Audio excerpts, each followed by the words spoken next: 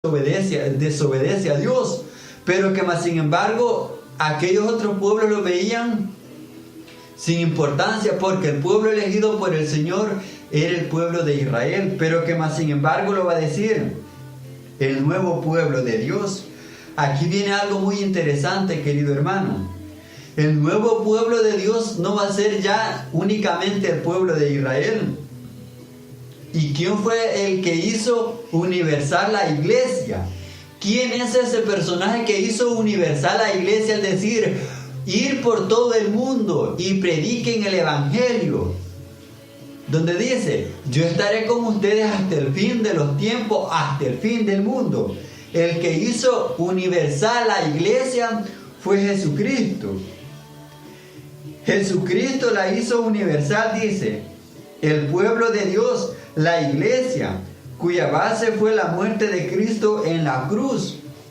Imaginémonos, queridos hermanos, qué bendición para nosotros, ¿verdad? Saber que somos pertenecientes a un pueblo escogido por Dios. Nos va a decir parte del Nuevo Testamento, sí, que nosotros ya no estamos bajo la ley, sino que estamos bajo la gracia, en el cual podemos decir Padre. Porque antes en el Antiguo Testamento los pueblos eran considerados bastardos porque el pueblo elegido era el pueblo de Israel. Ahora no, ahora cada uno de nosotros somos ese pueblo de Dios. Porque Jesucristo lo hizo. Nos va a decir como siempre, ¿verdad? Como siempre la palabra del Señor en el Nuevo Testamento. Nos va a decir allá en Gálatas. En el capítulo 4, versículo del 4 al 6, nos va a decir así. Pero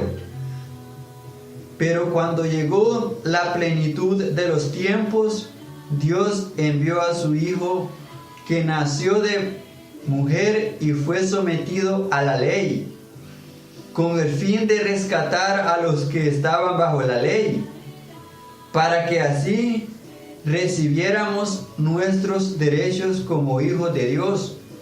Ustedes ahora son hijos, y como son hijos, Dios ha mandado a nuestros corazones el espíritu de su propio Hijo, que clama al Padre, Abba, o sea, Padre. De este versículo, querido hermano, lo que hemos escuchado parte del Nuevo Testamento nos va a decir. Me llama mucho la atención donde el apóstol Pablo dice, para que así recibiéramos. Porque en aquel entonces, cuando Dios hablaba con Moisés, decía, dile al pueblo de Israel. Pero ahora no, queridos hermanos, ahora cada uno de nosotros nos está diciendo, para que recibiéramos.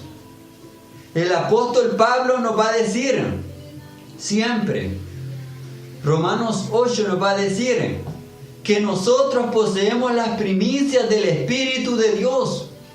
Las primicias, queridos hermanos. Antes se consideraba que la salvación solamente era para el pueblo escogido de Dios. Ahora es para todos, queridos hermanos. Grande es la misericordia de Dios al pensar en ti y pensar en mí. Porque ¿qué sería de nosotros? Imaginémonos allá cuando aquella mujer fenicia tenía aquella hija poseída por un mal espíritu. ¿Cuál fue la respuesta que Jesús le dio? Imaginémonos, fue dura. Imaginémonos cómo le dijo. Pero que más sin embargo, de algún modo, ¿verdad? Él venía a hacer universal la iglesia. A hacer universal la fe de cada uno de nosotros. A hacer universal la fe que se mantiene a través de la unidad y la obediencia. ¿Por qué, mi querido hermano? Porque nosotros no vamos a andar ahí, ¿verdad?, inventando. Para eso la iglesia tiene sus documentos que la respaldan, porque la iglesia es la que permaneció y es la que va a permanecer por siempre. Es la que permanece porque cuenta, ¿verdad?, con la protección. Ahora escucharemos lo que es la diferencia entre el Antiguo Testamento.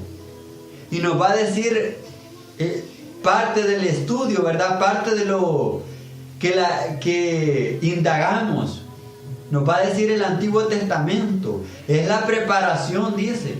Y presenta las sombras. Es una ley imperfecta. La ley de Moisés. Imaginémonos, la antigua ley, digamos, el Antiguo Testamento se basaba en la ley. Aquí quiero enmarcar algo, queridos hermanos. Cuando aquella mujer fue sorprendida en adulterio y aquellos fariseos, aquellos hombres, según ellos religiosos, pero ellos amaban el sacrificio y descuidaban la misericordia, así como ahora en día, ¿verdad? Que muchos amamos el sacrificio y descuidamos la misericordia de Dios. Aquella mujer, según la ley, debía de morir. Pero cuando se la presentaron a Jesús, ¿qué fue la respuesta que le dio? ¿Qué fue la respuesta que le dio a aquella mujer que fue sorprendida en adulterio? Que levante la mano quien no tenga pecado. Imaginémonos. Antes el pueblo de aquellos hombres se consideraban limpios, aquellos fariseos de ahora en día, ¿verdad? Porque ahora en día hay fariseos que se consideran limpios, se consideran puros. Pero muchas veces, tristemente, aquella persona que aparenta ser más pura es la más podrida, querido hermano. Imaginémonos cómo era la ley. La ley, digamos, antes podía, si alguien me cortaba a mí un brazo, yo podía hacerle lo mismo. Ya en el Nuevo Testamento ya había lo que era la misericordia. De ahí hay un estudio, ¿verdad? Creo que es una encíclica, no sé qué papa la sacó, en donde se basó, dice, de esa parte, del encuentro que tuvo la adúltera con Jesús, en donde Jesús le dio la respuesta que todo mundo necesita. Ni yo te condeno. Es que el amor de Cristo no nos condena, queridos hermanos. Somos nuestra actitud, somos nosotros mismos los que nos condenamos. Imaginémonos, según la ley debía de morir, sí, pero según según parte de lo que el Hijo de Dios venía a dar, no, porque ya el Nuevo Testamento ya está bajo la gracia, no está bajo la ley, porque antes yo cometía un pecado. A mí me bastaba llevar una ofrenda, un cabrito, una par de tórtolas o algo así, y quedaba limpio. Pero más sin embargo ahora no, ahora lo que puedo llevar es un corazón arrepentido, un corazón contrito, pedir, clamar misericordia de Dios. Vaya, la mujer según la ley debía de morir, pero según la gracia, según lo parte del Nuevo Testamento ya no, porque ya no estaba bajo la ley. La diferencia entre el Nuevo Testamento es esta, queridos hermanos. Es el cumplimiento y presenta la realidad que es Cristo. Me llama mucho la atención donde dice que es el cumplimiento y presenta la realidad que es Cristo. Presenta una ley perfecta, una ley que se basa más que todo en la misericordia. La misericordia que nace de la miseria humana, querido hermano. La miseria humana que somos sometidos nosotros a causa del pecado. A causa del pecado que en aquel tiempo el pueblo de Israel estaba sometido, pero que necesitaba ser liberado por la misericordia del Hijo de Dios. Cuán grande, ¿verdad?, es el amor de Dios para con nosotros. Cuán grande puede ser, ¿verdad?, aquello que Dios nos tiene preparado a cada uno de nosotros. ¿Cuántas veces, queridos hermanos, nosotros, ¿verdad?, no le pedimos a Dios escuchar, sino que muchas veces nosotros nos aplicamos? No es necesario que alguien me aplique a mí la ley de Moisés. Yo que mismo me la aplico, olvidando que ya no estoy bajo la ley, sino que estoy bajo la gracia, el cual leíamos en la carta a los Gálatas, en el cual ya puedo decir Padre, Abba, puedo exclamar, puedo decir Papito, pero que más sin embargo, ¿verdad?, muchas veces nosotros descuidamos, muchas veces nosotros hipócritamente actuamos como actuaban aquellos personajes del Antiguo Testamento, aquellos cristianos hipócritas que habían.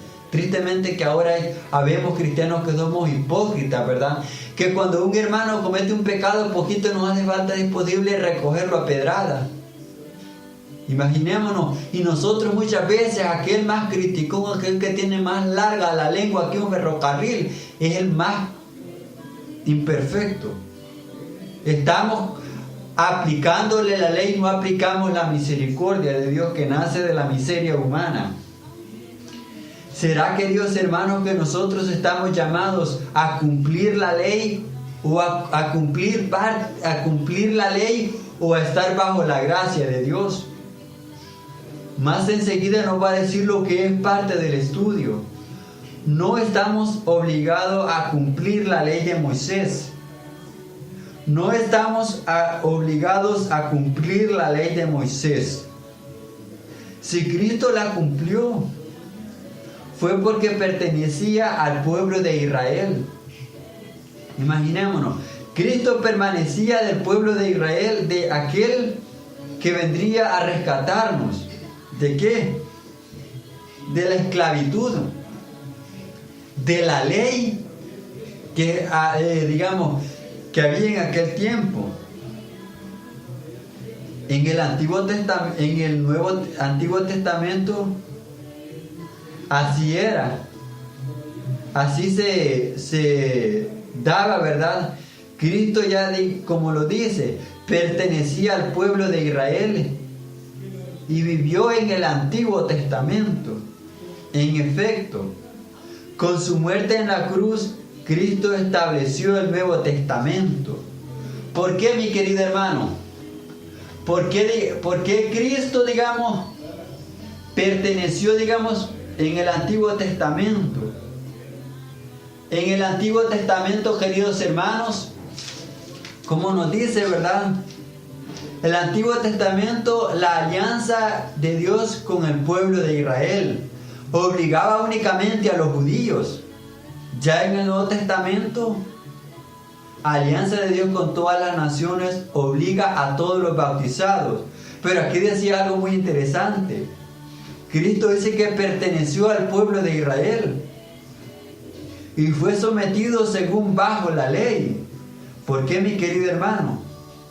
Porque la palabra de Dios allá en la carta a los Romanos, en el capítulo 10, versículo 4, nos va a decir la palabra de Dios. Porque el fin de la ley es Cristo, para justificación de todo creyente. El fin de la ley. El fin de la ley que a mí me permitía hacer lo que otro me hacía, pero que más sin embargo ya no estamos bajo la ley. Ya cabía aquello que decía el perdón. Aquello que vino a aplicar Jesús con la humanidad, lo que fue la misericordia, ¿verdad? Ya sabemos y por lo que nosotros estudiamos, que los libros del Antiguo Testamento se escribieron en el milenio que precedió al nacimiento de Jesús. Los libros del Antiguo Testamento, los que estaban basados más que todos en la ley. En la ley que estaba siendo guiado por aquel pueblo, pero que más sin embargo Jesucristo la iba a venir a ser guiada a través de la gracia. ¿Por qué, mi querido hermano? ¿Y por qué lo va a decir? Porque antiguamente en la ley y el Nuevo Testamento hay cosas como que si se contradicen. Hay cosas que se basan más que todo en leyes. No leyes terrenales, queridos hermanos, porque las leyes de los hombres son incorruptas. Ahora la corrupción es la que gobierna nuestra sociedad. Las leyes, ¿verdad? Por ejemplo, antes no le era lícito al hombre, por ejemplo, en este caso, comer cerdo. Pero ya en el Nuevo Testamento ya se puede. Se puede, ¿verdad? Cosas que bien han cambiado, pero hay cosas que han venido a darle plenitud, como dice que vino Jesucristo, vino a darle valor, vino a darle, más peso. Queridos hermanos, El Antiguo Testamento